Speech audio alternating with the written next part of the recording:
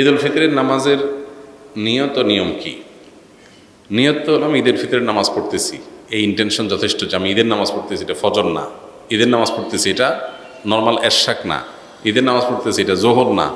এই যে পার্থক্য আছে, এই নিয়ত আছে, এটুকুই যথেষ্ট আপনার। এটাই হলো নিয়ত। মূলত আলাদা মুখে নাওয়াইতুয়ান ইত্যাদি ইত্যাদি এগুলো বলার দরকার নাই। আর ঈদের নামাজের যে নিয়ম, সেটা হলো ঈদের নামাজ 2 রাকাত আদায় করতে হবে এবং 2 রাকাত নামাজের পরে খুতবা দিবেন খতিব সাহেব। জুমাতে বা অন্যান্য ক্ষেত্রে খুতবা আগে আমরা দেই, কিন্তু ঈদের নামাজের মধ্যে খুতবা হবে পরে। 2 রাকাত নামাজের নিয়মটা কি? সাধারণ যে নামাজ পড়ি আমরা সেই নামাজের মতোই, শুধু পার্থক্য হলো এখানে অতিরিক্ত কিছু তাকবীর আছে, এই পার্থক্যটা আছে। অনেকে ঈদের নামাজ পড়তে গিয়ে একটু বছরে 1 বার 2 বার হয় যেহেতু ভুলে যান এবং গ্যাঞ্জাম লাগায় ফেলেন।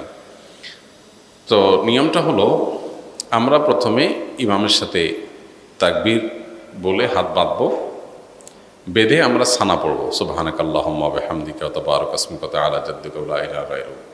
অন্য সানাও আছে, আল্লাহুম্মা বাঈদ বাইনি ওয়া বাইনা খাতায়ায়া কামা বা'আদতা বাইনাল মাশরিক ওয়াল মাগরিব। সানা যেটা আছে এটা পড়ব। সানা পড়া শেষ, এরপরে অতিরিক্ত তাকবীর দেবেন ইমাম সাহেব। এই অতিরিক্ত তাকবীর আমরা কান পর্যন্ত হাত তুলব এবং হাত ছেড়ে দেব। অতিরিক্ত তাকবীর কয়টা দিব এটারই মত পার্থক্য আছে। 2 মতের সপক্ষেই বিশুদ্ধ হাদিস রয়েছে। এ সম্পর্কে বিস্তারিত জানতে চাইলে ডক্টর খন্দকার আব্দুল্লাহ জাহাঙ্গীর রহমানের আলাদা বই আছে এটার উপরে, ঈদের সালাতের তাকবীর নিয়ে, সেটা দেখতে পারেন। অর্থাৎ অতিরিক্ত তাকবীরের সংখ্যা 6 তাকবীর হানাফি মাযহাব অনুযায়ী, অন্যান্য মাযহাব অনুযায়ী 12 তাকবীর। এই দুইটাই বিশুদ্ধ।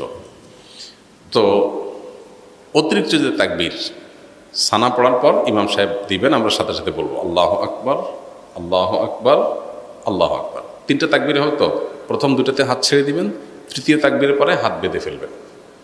এবার ইমাম সাহেব সূরা ফাতিহা পড়বেন, অন্য সূরা মিলাবেন, রুকু করবেন, সিজদা করবেন, আবার 2য় রাকাত শুরু করবেন। 2য় রাকাতে তাকবীরটা হবে শেষে।